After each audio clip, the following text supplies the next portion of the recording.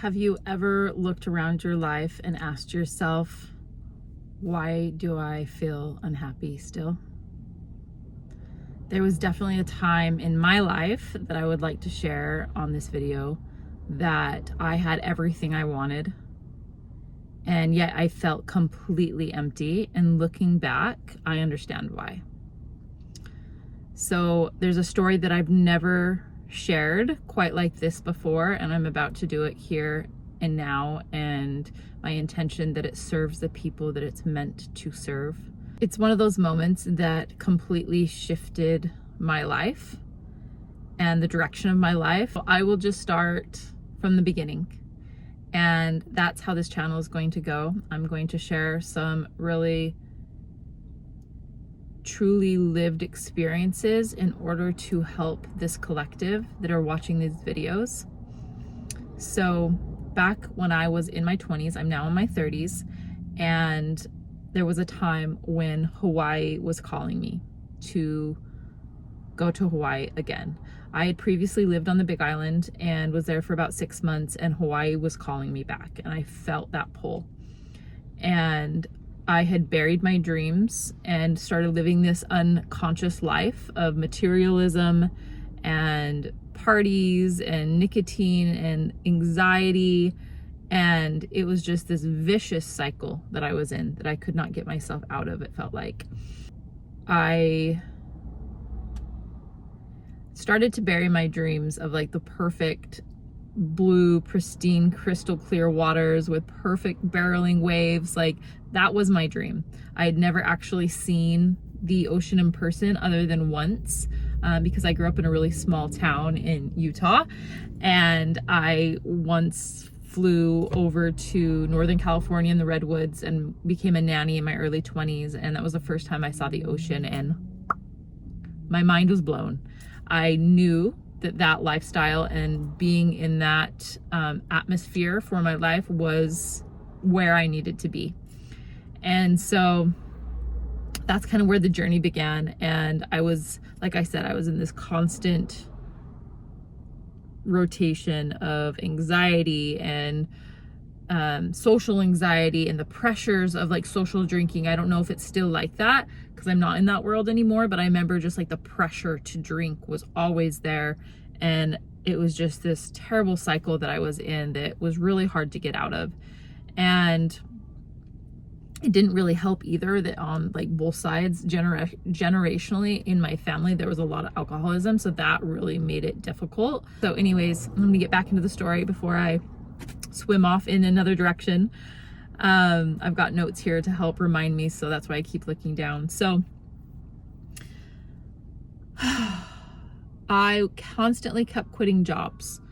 I had one job after another, and it was either I just got completely bored of these jobs because I was craving so much deeper, something deeper in my life that I was not receiving. So I was in this cycle, this gnarly cycle, and every time I would get a job, I had multiple jobs. I had like over 35 different jobs at this point. Like, I've tried everything. I was good at a lot of things, but all of them fell flat on their face because I didn't feel this like thing inside of me that was like, this is so surface level. This is so boring. This, like, you are not made for this. And so either I would quit or I would get fired. And at this time, in this case, I was working at a high-end salon in Park City, and I was doing the whole, wedding show, makeup, updos, whole 9 yards in cosmetology, and I really enjoyed it. And it was like a really great artistic outlet for me, but I really felt the call to help people on a deeper level. And I'm not saying that you can't help people on a really deep level in cosmetology, because you absolutely can, especially if you go about it in a certain way.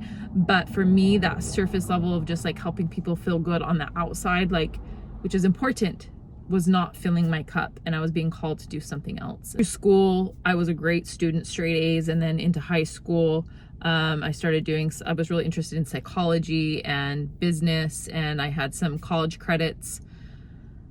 that I worked towards. And then through my senior year, I started, I was introduced to weed and like partying, and I got my first boyfriend, and it was just head on the table, taking naps all through my high school career. I missed my softball tryouts. I was like, yeah, anyways, so it just started kind of going downhill from there. And I really started to lose my passion. I lost my passion in what I was doing. And so I quit that job. Actually, my boss called me in and she's like, hey, I noticed that you've lost focus in what you're doing. And I just burst into tears. And I was like, you're right. Like, I was carrying the weight of what I saw as a failed relationship, being up late, parties, drinking, anxiety, depression. Like, I was going through all of these things and I didn't know how to handle them. I ended up leaving that salon and I went up the road and I got a job as a snowboard instructor, ski instructor. And I started doing that because my passion has always been board sports. And so I dove into that head first, did a whole season of that, and I absolutely loved it. And I started making crystal, jewelry, like handmade jewelry, and really fell in love with that outlet because it gave me an opportunity to express myself in a different way. And I just needed something to keep that creativity that was like urging to come out of me. From the outside looking in, it looked like I was the kind of person that had it all figured out. I was young and in my 20s, and I had this beautiful high-rise condo on the corner. I had a brand new car. Everything was paid for. My boyfriend took care of me. Like, he worked half the time, so half the time he wasn't even there. I had a sweet baby puppy, little basset hound puppy. I had a closet full of like all the clothes and shoes that I ever wanted. And everything looked perfect on the outside. And inside, I was crumbling. I was so unhappy. And the emptiness was starting to eat me alive. And I realized that I wasn't needing, a new relationship or to run off to Hawaii, because standing here now, I know that you take yourself with you no matter where you go. So there is no running away from yourself. You have to walk through these experiences and experience yourself and feel it all to really heal whatever it is that you need to work on. And I realized that I was searching for myself. And so this decision to leave for Hawaii was a massive transition in my life. Like, this is what propelled me to this path that I'm currently on 12 years later, and I'm still here. So initially, when I got on the plane to leave, I thought I was destined to go to New Zealand. So I hopped on the plane and I was like, all right, I'm going to New Zealand. About quarter of the way there, I got stopped. I was redirected by the universe and it was like, no, honey, you are not going to New Zealand. You are going to Hawaii. So I got stopped up in the airport for 24 hours. I went back home, had to remake money because I only had so much money with me for a new plane ticket. And the small voice in my head said, you need to go to Hawaii. And so I hopped on a plane with a one-way ticket to an island I had never been to before. And the island was Oahu, and I was being called to go there. And so I went. I had a skateboard, a backpack, one suitcase, and a box full of bike parts, so that I had transportation when I got there. And that was really an empowering moment for me, and probably the scariest first year of my entire life. Not scary, like, we'll say hard. It was really hard. And just showing up at the airport knowing when I landed there was no one going to be there hugging me with a lei. I didn't have a job to go to. I had no place to live. I had $700 in my pocket and I was completely alone. And I didn't know exactly what I was doing. 11:11 on the timer as I look up. And I knew that this is the journey I needed to go on. Well, the main lesson here is the external success will never replace internal alignment. I knew that the life that I was building and creating was not in alignment with who my soul really wanted to be. And it was just me fighting me until I finally just surrendered and said, okay, I'm going to jump ship and I'm going to do something for me and not worry about all the people around me who want me to do and be and act a certain way.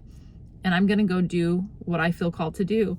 And honestly, my one vision and dream, actually, I'm not going to get into it right now because there's so many more videos to come that I'm so excited to share along this journey.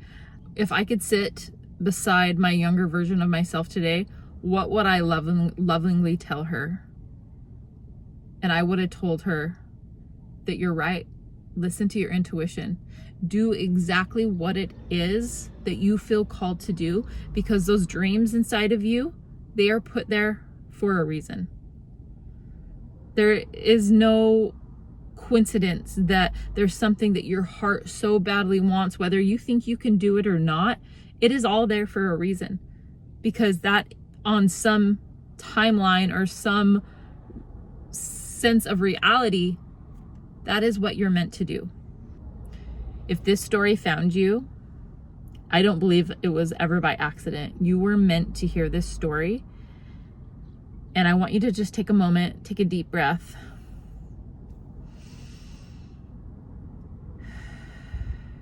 And truly ask yourself, where in my life am I settling because I'm afraid of change?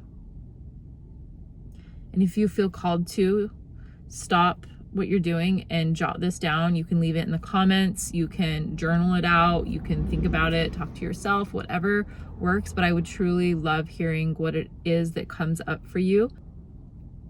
It has been a real honor sharing these parts of myself and these old aspects of my journey, because I know that if you're here, something here is for you. And if it resonates and it can help even one person, then that's why I'm here. I love you so much. And until next time, I will be seeing you on the next video.